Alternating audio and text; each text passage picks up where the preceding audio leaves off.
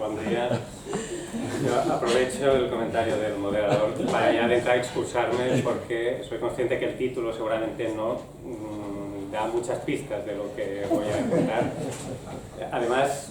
me disculpo doblemente porque seguramente alguien puede pensar que tiene es un título con un shade o con un aroma levemente posmoderno. No es el caso ni la intención tampoco. Mi idea era analizar algunas de las principales líneas de crítica que se han realizado, especialmente en el debate público en los últimos años, a la transición, y especialmente focalizándome en los años a partir de la erupción del 15M, esto es del 2011 para adelante. Es verdad que críticas a la transición se han formulado ya desde el momento, se formularon muy especialmente, creo, a partir de inicios de los 2000 en una especie de revival de las críticas a la transición desde una perspectiva de izquierdas, con la recuperación de aquella idea de la necesidad de una segunda transición, y diría yo que esta onda tuvo todavía una explosión todavía mayor a partir del 15M. Como decía, yo me voy a centrar en esta última oleada, sobre todo, y ya avanzo la que es la principal idea de fondo de lo que quería presentar, y es que muchas de esas formulaciones críticas, con las cuales yo creo que tienen una parte de razonabilidad también, o plantean algunos elementos que son muy razonables, pero que muchas de ellas parten de un gran desconocimiento tanto del periodo histórico de la transición como de las propias experiencias y los planteamientos radicales de la época. Yo también quería subrayar la idea de que en este gran desconocimiento sobre el periodo hay un vacío especialmente significativo, creo yo, porque es para mí seguramente, y creo que vamos a estar de acuerdo la mayoría de los que estamos aquí, los años centrales y que ayudan a comprender más el proceso. Es el momento que va desde la muerte de Franco hasta las elecciones de junio del 77. Y creo que es significativo que este periodo haya sido pasado por alto, este periodo del franquismo sin Franco, de los gobiernos de la monarquía, haya sido pasado por alto por muchas de estos análisis, porque denota, digamos, un relato, o es significativo de un relato que sobre todo parte del final del proceso y no se focaliza en cómo se desarrolla todo el proceso de transición. Bueno, dicho esto, voy a organizar la intervención en dos grandes bloques con un intento de comentario final. El primer bloque centrado en las grandes líneas de interpretación de las que hablaba, y un segundo bloque haciendo una breve panorámica para intentar ver con unas lentes un poco más enfocadas tanto el proceso en sí como sobre todo el papel de los planteamientos críticos radicales de la época. Antes de entrar en materia, de todas formas, yo quería hacer una nota previa subrayando una vez más la importancia de este periodo del 75-77. Traje aquí algunos libros que creo que ejemplifican muy bien esa idea que estaba dando de la ignorancia o el pasar por alto de este periodo, que en verdad es el periodo fundamental del proceso de transición. Para coger uno de los autores que creo que es muy representativo de estas ideas de las que estaba hablando, Juan Carlos Monedero, en su libro La transición contada a nuestros padres, Nocturno de la democracia española, título también que no se sabe muy bien lo que quiere contener, dice, cogiendo, bueno, aquí la cita no la voy a hacer literal, pero sí es significativo de que en toda su explicación no encontramos un solo capítulo focalizado en estos años. Básicamente pasa de puntillas por este momento. La cita literal que sí que quería leer ahora es la de otro libro de un autor que que es Carlos Taibo, también politólogo, España, un gran país, transición, milagro y quiebra, libro del año 2012, que para sintetizar el proceso de cambio dice: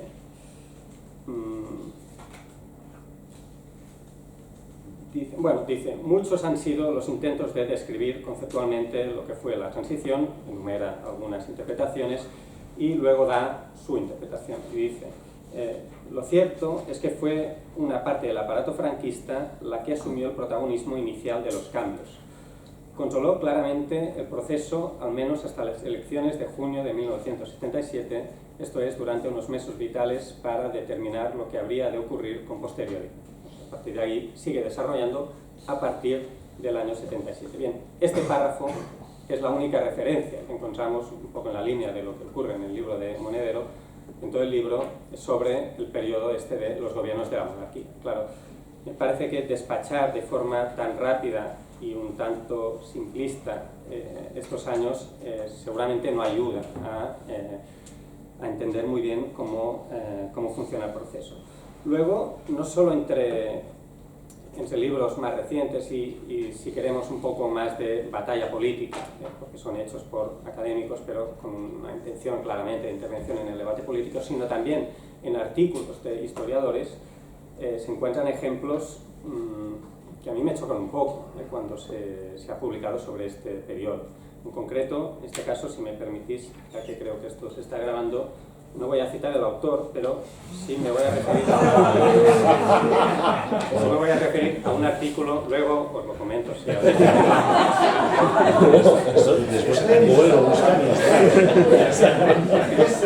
para no dar pistas, no doy tampoco el nombre de la revista, pero en todo caso,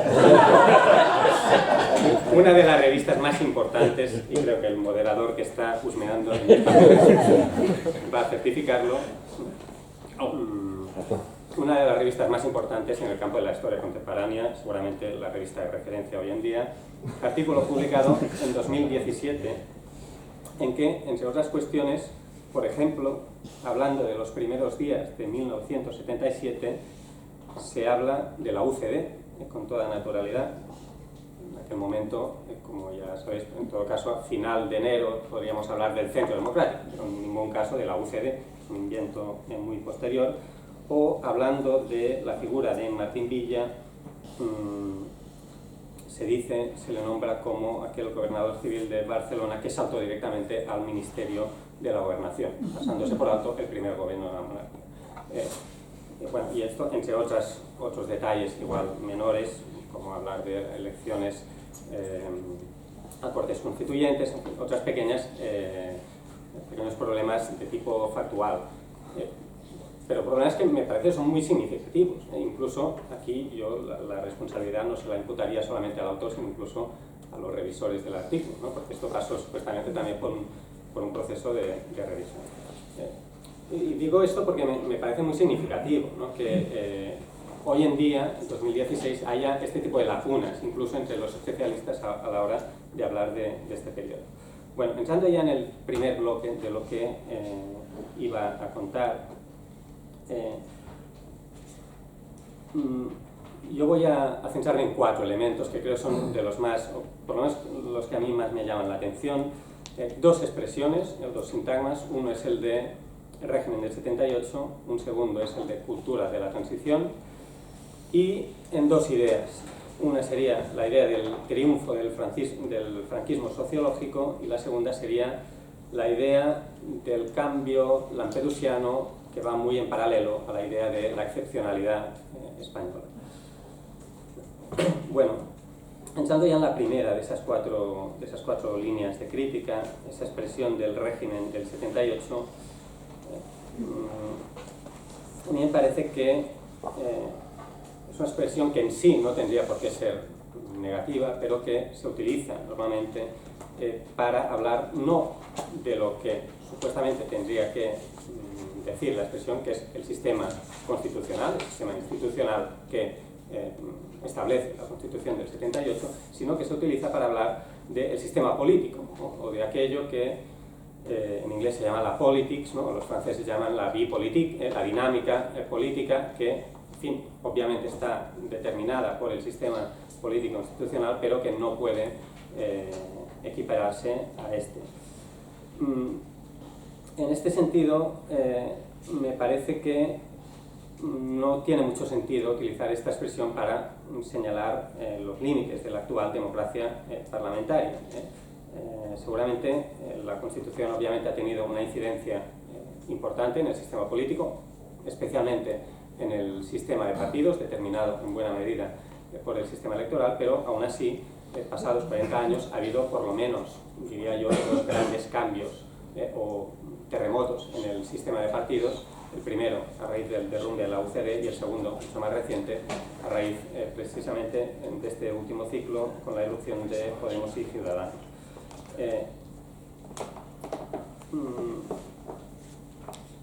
Bueno, para no alargarme mucho, voy ya al segundo de los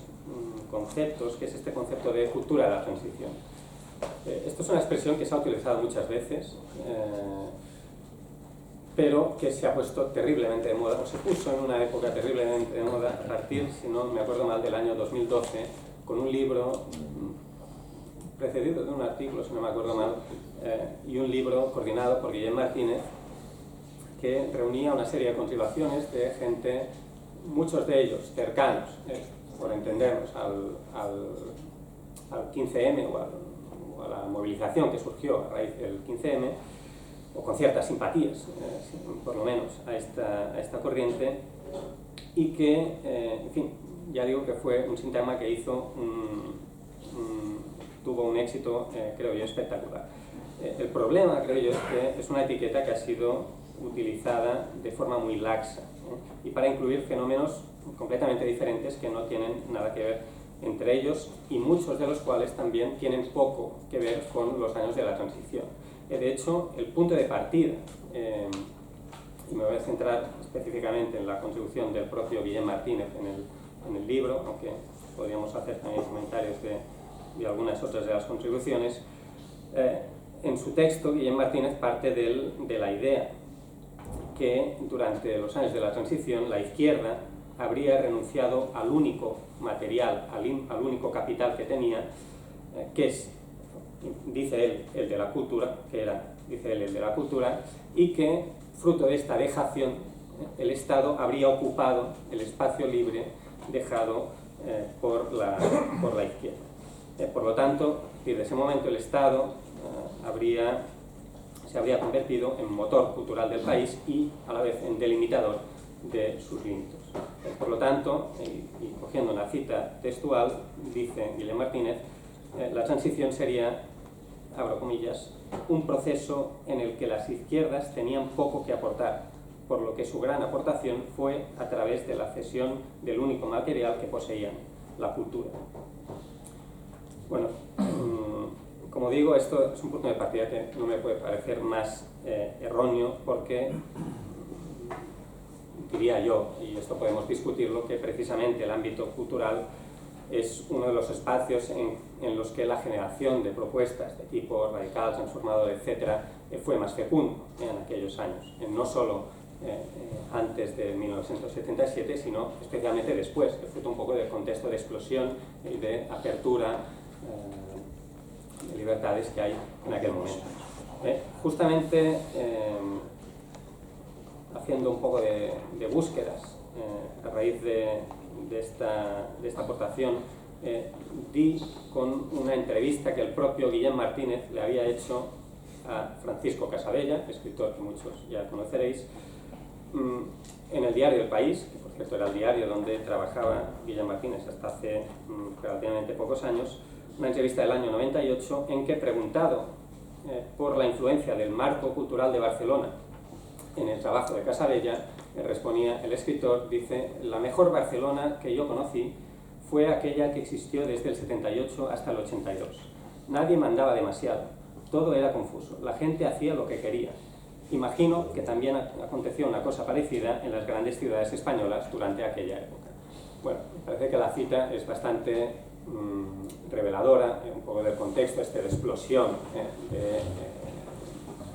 proyectos culturales, de vida en los márgenes, si queremos, de experimentación de nuevas pautas de conducta, etcétera, que se da especialmente, decía, a partir de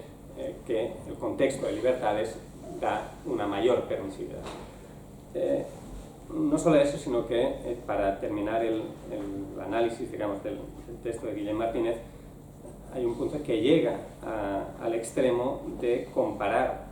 y esto, si no os lo creéis, ir al texto porque puede costar de creer, llega hasta el punto de comparar la política cultural española de la transición con la de Corea del Norte, diciendo que España y Corea tendrían en común el rol propagandístico de la cultura. Una característica en común que, en fin, la puede tener en todos los países, y no solo en Corea y en España, creo yo. Y en ambos casos, dice Martínez, la cultura sería una gigantesca máquina propagandística. Bueno, entrando ya en el tercer punto que quería destacar, la idea del triunfo del franquismo sociológico. Esto es una idea que evidentemente no es nueva, de los últimos años. Aquí ya muchos de los presentes pues, han dedicado textos a combatir esa idea, por tanto no voy a entrar tampoco mucho en detalles, pero sí que quiero destacar que es una idea que ha tenido también un revival en los últimos años. Sobre todo yo creo que ha sido especialmente influente en este ámbito político del que estoy hablando, un libro que es el libro de Emanuel Rodríguez, es un autor que tampoco no tengo nada contra él, por decirlo así, me genera incluso una cierta simpatía, que es el libro ¿Por qué fracasó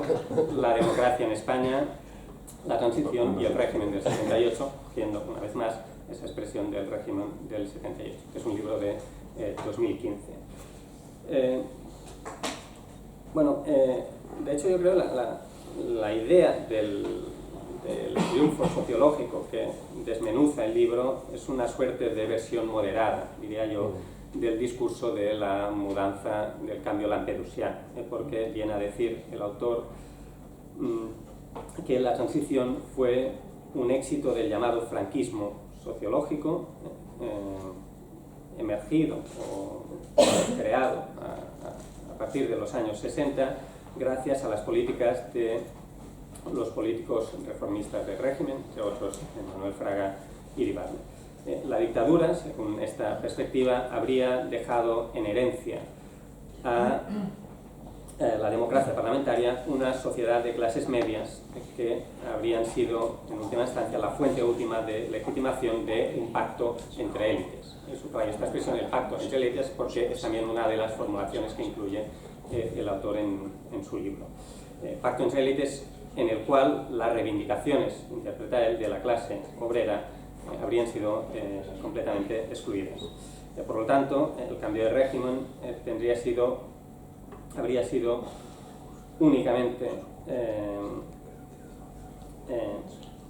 político y cultural, pero el cambio no tendría sido tanto político-cultural como un cambio social. Bueno, aquí el equívoco, y me parece que tampoco hace falta ahondar mucho en la argumentación, creo que también es un equívoco de base, que es el hecho de que en ningún aspecto creo que podamos considerar a España como un país de clases medias, por lo menos a principios, mediados de los años 70. También varios de los que estáis aquí también habéis argumentado en esa línea, pero basta ir a los datos de los informes FOESA de aquella época para ver que la sociedad de consumo española, en fin, empezaba a despuntar a finales de los 60, pero era todavía bastante incipiente. Y si cogemos cifras de el volumen de trabajadores no manuales que han dado Karma y Pera en alguno de sus textos, pues llegados a 1975, este porcentaje era tan solo del 27% de los trabajadores, lo cual nos da una idea también de cuál era la composición un poco de la estructura social del país en aquel momento. Además, aquí hay un elemento a añadir, ¿no?, que es que este tipo de interpretación entronca bastante, ¿no?, con la idea aquella que se había planteado por algunos autores, que tampoco hace falta citar, sobre la moderación de la clase obrera como un elemento fundamental para generar una cultura de pacto, que fue lo que en última instancia supuestamente habría permitido el pacto de la transición. Bueno, tampoco voy a entrar, creo que vamos a estar de acuerdo en que son ideas que han sido bastante superadas en los últimos años. Por último, la cuarta gran idea que quería comentar es la idea esta de la acepción y del cambio lampedusiano. Aquí seguramente no es ninguna novedad esa idea, ¿no?, en los últimos años, pero sí que se ha agarrado mucho, ¿no?, esa corriente de la que estoy hablando a esa idea. Yo para empezar diría, cito de memoria, porque fue una intervención oral, a Chema Bofill, que fue un militante libertario ya en los mediados finales de los 70, creo, que contaba, ¿no?, hablando de la época, hablando de los últimos años del franquismo, que todo militante político de la época sabía que había un abismo, que había un mundo entre ser detenido dentro del país, dentro de España, o ser detenido en Francia, que es el lugar más habitual en los que había una cierta presencia de militantes del antifranquismo. En fin, creo que esto ejemplifica muy bien el hecho de que, evidentemente, hay una diferencia que no podemos soslayar entre las democracias parlamentarias y las dictaduras, y más en un contexto como el de la dictadura franquista, y tampoco hace falta insistir mucho en ello, pero fue una dictadura tremendamente violenta, especialmente en los años de la posguerra, pero también lo fue a su manera en la última década de su existencia. Por lo tanto, a mí de entrada me parece que no prescindir de esta diferencia puede contribuir a minusvalorar la importancia del hecho represivo y la huella que dejó en muchos militantes la naturaleza represiva del franquismo. Bueno, yo destacaría sobre todo aquí, una vez más, el libro de Carlos Taibo, que coge esta idea de la excepcionalidad española, que es planteada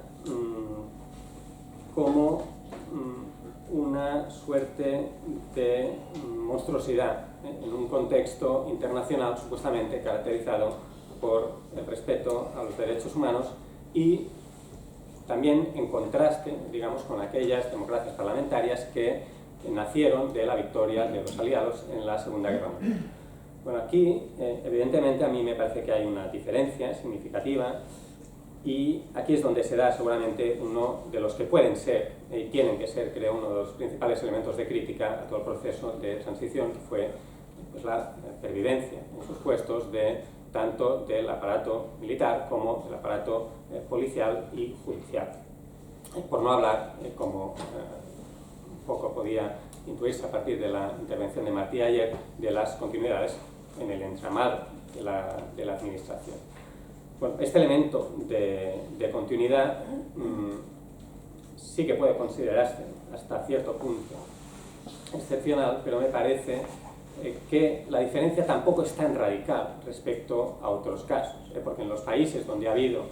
procesos de depuración, como el caso portugués, por ejemplo, el caso de los saneamientos, han sido procesos de una relativa limitación en cuanto a las penas. Sé que últimamente se está yendo para atrás en esa idea, pero de la misma manera que el juicio de Nuremberg, seguramente fue más importante simbólicamente que no por las penas, y luego encontramos pues a un presidente de la República Federal Alemana, el señor Kissinger, que había pasado por el partido nazi. En fin, esto nos dice que las diferencias existen, pero tampoco son tan importantes como normalmente creo que se presume. Además, y con esto ya termino la primera parte, creo que esta idea de la excepcionalidad española en los años de la transición entronca mucho con las ideas catastrofistas y de la excepcionalidad de la historia contemporánea española, con las cuales yo tiendo a no estar de acuerdo, o por lo menos a sospechar bastante. Me parece, cogiendo prestado el título de un artículo de Ferran Archilés y Manuel Martí, que esa es la historia de un país diferente, pero no tanto, con sus particularidades, obviamente, pero que tuvo una experiencia como la Segunda República, que en los años 30 es extraordinariamente avanzada, y no hace falta tampoco dar detalles, todos más o menos tenemos las coordenadas básicas, pero en fin, España aprueba un tipo de reformas, sobre todo en el ámbito de la secularización, que ya les gustaría a muchos países en aquel momento, y aprueba, por ejemplo, el voto femenino prácticamente 15 años antes que Francia, por ejemplo, ¿no? que son los países centrales del continente, ¿no? Con lo cual, creo que, y seguramente también muchos vamos a estar de acuerdo, plantear toda la historia contemporánea española desde esta perspectiva seguramente no contribuye a entender mucho y a poder plantear también críticas de tipo político. Bueno, perdón. Entrando ya en la segunda parte de mi intervención, quería empezar diciendo, ¿no? Volviendo un poco al principio, de que señalando que todas estas interpretaciones de las que estaba hablando soslayan o ignoran o minusvaloran los planteamientos de tipo radical y la gran movilización que hubo tanto en los años finales del franquismo como muy especialmente una vez muerto Franco. En este sentido, yo creo que puede hablarse de una especie de presencia ignorada de estos planteamientos de tipo radical. Aquí no sé si le estoy robando la expresión a alguien, no sé si Ricardo la utilizó alguna vez. En todo caso, la otro presencia... Ricardo seguro. La hizo famosa Ricardo Viñes. Pero creo que nos entendemos, ¿no? Es una presencia que se ha ignorado en mucho. Esto seguramente tiene mucho que ver con el contexto que se abre, sobre todo a nivel internacional, de los años 80 para adelante,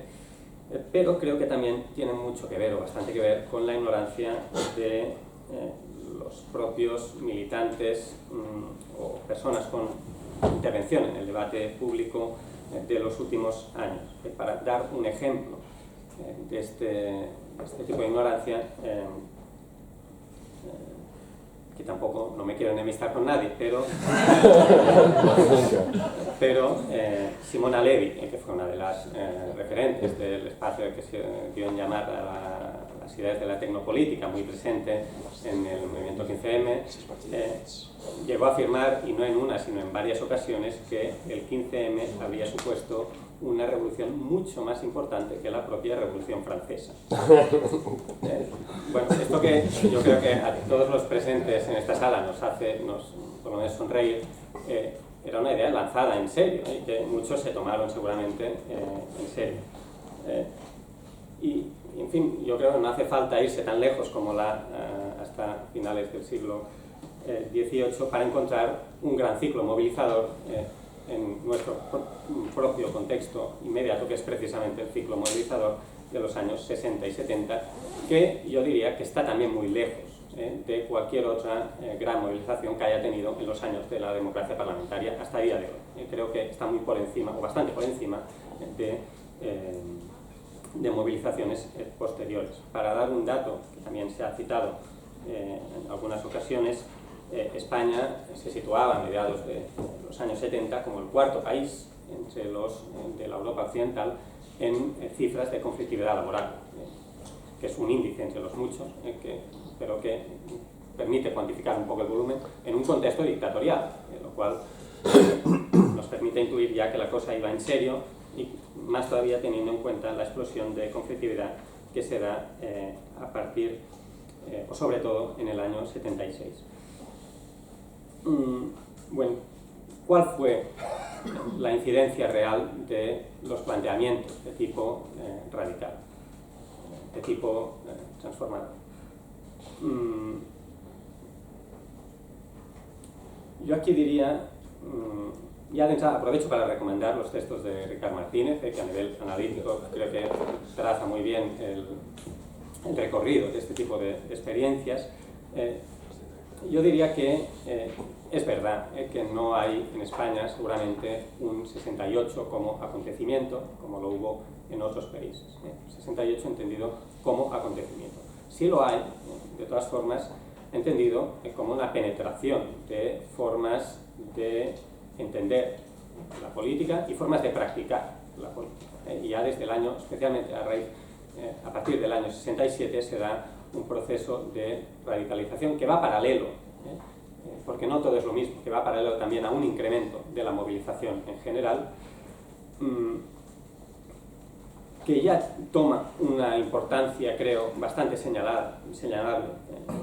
remarcable en los años finales del franquismo, pero que explota definitivamente en el año 76.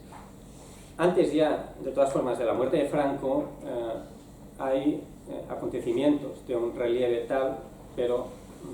prácticamente olvidados, como la huelga general de diciembre del 74 en el País Vasco, que, según las propias autoridades, según el documento del gobierno civil de Guipúzcoa, es un éxito. Simplemente, huelga que, para los no conocedores del periodo y del contexto, fue lanzada, impulsada principalmente, básicamente, por las coordinadoras de comisiones obreras, tanto de Navarra como de Guipúzcoa y de la margen derecha del Nervión, todas ellas en aquel momento dominadas por organizaciones de izquierda radical. Pero bueno, como decía, sobre todo, es el año 76, el año que yo diría, y tampoco sé si aquí le estoy robando la expresión a alguien, el año de la primavera de la izquierda radical en el contexto español. No hace falta que detalle, que haga una cronología de los conflictos y de la intervención o del carácter, de estos conflictos, porque ya seguramente la mayoría los tenemos presentes, pero sí que quería yo señalar especialmente la valoración que hacen algunos de los responsables políticos y policiales de las movilizaciones de aquel año. Cogiendo uno de los libros de memorias de Manuel Fraga, que también algunos ya, seguramente bastantes ya conoceréis, Fraga, en aquel momento, durante el primer gobierno de la monarquía, ministro de la Gobernación y vicepresidente, describe la situación que hablando de las huelgas de Sabadell y sobre todo de Vitoria, describe la situación como, y abro comillas, una ocupación de la ciudad como la de Petrogrado en 1917. Y hablando de un contexto un pelín posterior, del 1 de mayo del 76, contexto en el que son detenidas, según el corresponsal del diario Times, tanto en el día 1 como en los días inmediatamente anteriores, de forma preventiva, alrededor de 1 millar de personas, 2, 3, 4 días en toda la geografía española, pues valorando los acontecimientos del 1 de mayo, dice Fraga, y en general todo el contexto de aquellos meses, dice: el orden fue mantenido, y si se tienen en cuenta las circunstancias, a un coste razonable. No hace falta recordar los 5 muertos de Vitoria, entre otros. Dice Fraga: después del 1 de mayo, todo el mundo iba a saber que el serio intento que algunos habían realizado de volcar el carro y de crear las condiciones para un gobierno provisional del tipo de abril del 31 no podría tener éxito. Bueno, situados ya a finales del 76, un poco en reflujo la movilización, pero no del todo y no, por supuesto, en todas partes, después de las movilizaciones del día 27 de septiembre del 76 en el País Vasco a favor de la amnistía, destaca un documento policial de la Jefatura Superior de Policía de Bilbao, hablando un poco del clima que se ha generado en la zona. Dice que muchos ciudadanos perciben que nos encontramos en una situación de, y esto es textual, de predictadura roja. Bueno, evidentemente hay aquí un claro componente de exageración en esas valoraciones, evidente, pero al mismo tiempo son significativas de la percepción que tienen las propias autoridades y los cuerpos policiales de la situación de inestabilidad que se está creando. Y esto en un contexto que está muy lejos de lo que puede representar una ruptura como la que permite el golpe, en la Revolución de los Claveles, en el contexto portugués, en que el aparato del Estado se fractura internamente, básicamente, tampoco no voy a entrar, ni hace falta que lo haga en detalles, básicamente porque hay una situación de guerra colonial que lleva arrastrando el país y movilizando durante 4 años a toda la gente del país, y que esto termina generando un rechazo interno que termina provocando la revolución. En todo caso, la comparación con Portugal me sirve para subrayar que es evidente que uno de los elementos que limita, sin duda, el alcance de los cambios posibles en aquel momento es el hecho de que resume muy bien Fraga en esa frase de sus memorias, el hecho de que nunca pierden las riendas de la situación el gobierno por completo, por lo menos, que nunca es capaz la oposición de capotar el carro, de tumbar el coche.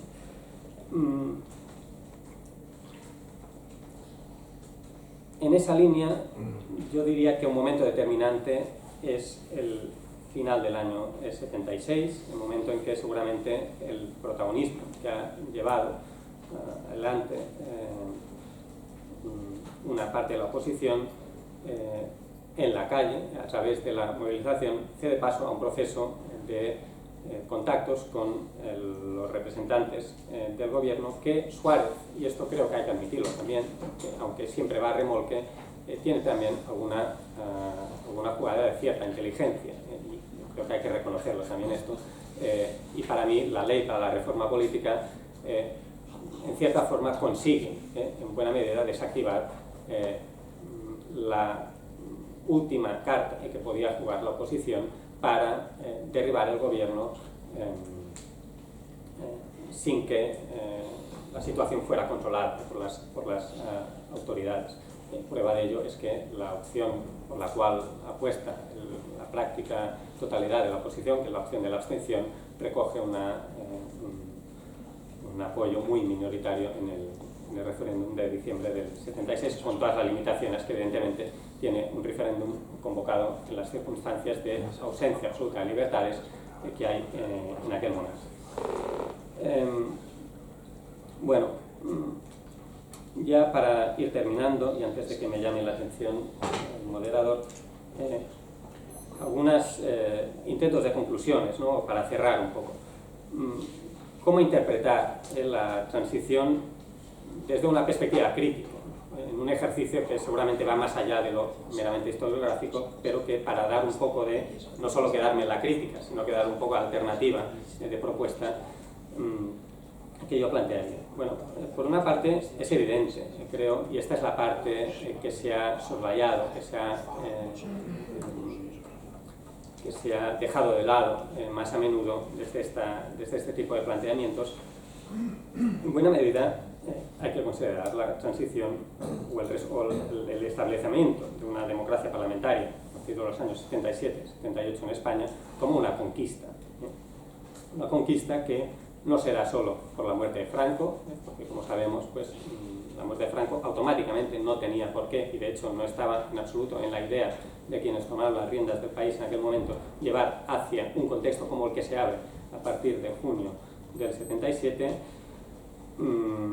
Por lo tanto, en buena medida,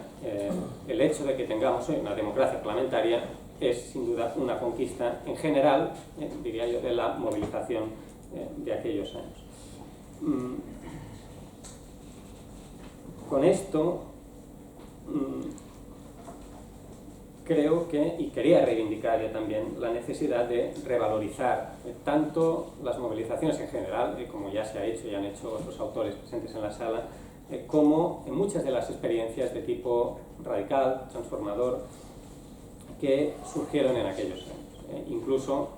en el terreno cultural muy claramente a partir del año 77 en adelante, porque son experiencias que muchas de ellas seguramente quedaron en nada, pero que sirvieron, que luego fueron recuperadas años después como ejemplo de luchas y experiencias militantes posteriores. En segundo lugar, y en sentido contrario, es obvio, me parece que desde el punto de vista de una perspectiva de cambio radical de la sociedad, como se planteaba en algunos ambientes políticos en aquella época, es evidente que la transición también es una derrota, porque no se da en absoluto aquel cambio radical, revolucionario, por el cual se estaba luchando, por el cual muchos estaban luchando en el momento. Es evidente en que prácticamente de un día para otro se da una pérdida de las esperanzas de este cambio radical. En esto tiene mucho que ver, creo, el mazazo que suponen los resultados electorales de junio del 77, ratificados luego en las generales de marzo del 79. Los traje aquí, pero no vale la pena enseñarlos igual. Los gráficos del voto agregado de las organizaciones que podríamos encuadrar dentro del ámbito de izquierda radical, que si a alguien le interesan, los elaboró Joel Sanz en sus trabajos sobre la OIC y en general sobre la izquierda radical, pero un voto agregado, en todo caso, no pasa nunca del 3-5%, y que por lo tanto supone una marginación política en el nuevo contexto en que las instituciones parlamentarias copan o vehiculan la parte principal de la vida política del país. Bueno, sea como sea, y más allá de este hecho obvio, palmario, de esta derrota electoral, puede considerarse así, yo tampoco no minusvaloraría el hecho de que el franquismo mantiene, y el franquismo y los gobiernos de la monarquía, para entendernos, mantienen un alto nivel represivo hasta el mismo momento de las elecciones. Y creo que es importante subrayar eso, porque ahí radica también una parte de la derrota de todas las propuestas que pretendían dar un paso más allá de lo que finalmente se dio, que es el poder, la capacidad del Estado de imponer, de reprimir, de dejar fuera del escenario a aquellas opciones que considera que perturban el orden, etc. Y con esto ya voy terminando, para entroncar con esa idea, ¿no?, de la importancia que tuvo también la represión, la violencia institucional en aquellos años y la perspectiva de quienes la estaban ejerciendo. Quería traer solo una citación muy breve de Rodolfo Martín Villa, en este caso de una entrevista de principios mediados de los años 70, pero en todo caso antes de la muerte de Franco, en que dice: ha costado mucha sangre española y muchos años de esfuerzo español construir unas bases de convivencia y un régimen político sobre el que se asentara la unidad de los españoles, la justicia y el progreso sociales. Sería un pecado histórico echar todo esto por la borda. Solo aparece como intangible en nuestro contexto constitucional la ley de principios fundamentales del movimiento, lo único que considera intocable. Salvemos estos principios y hagamos entre todos un Estado y una nación habitables y justos para todos los españoles. Bueno, me parece significativa la cita porque condensa un poco las dos ideas que estaba intentando transmitir. Por una parte, el hecho de que de ninguna forma estaba en la cabeza de quienes estuvieron en el poder, tanto antes como después de la muerte de Franco, el caminar hacia algo que se alejara de la ley de principios fundamentales del movimiento, como también el hecho de que la sangre española que se había vertido, y aquí no hace falta insistir en las cifras, exigía por responsabilidad de que se mantuviera este régimen político. Y con esto... Gràcies, Pau.